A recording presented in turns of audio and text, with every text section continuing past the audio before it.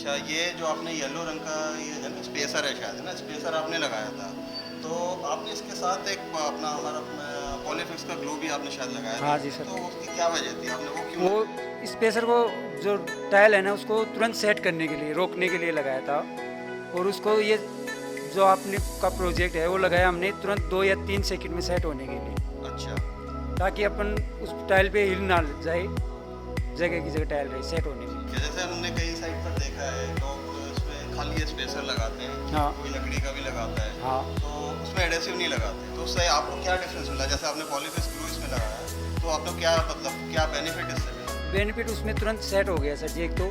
और 19-20 अगर tile bend हो रही तो उसको एडजस्ट करके ऐसे पूरा सेट कर लेवल हो गया, सकते ले। मतलब अगर जैसे हम हाँ, लेवलिंग करते तो उसमें आसानी हो जाती है, आसानी हो कहने का जाती है।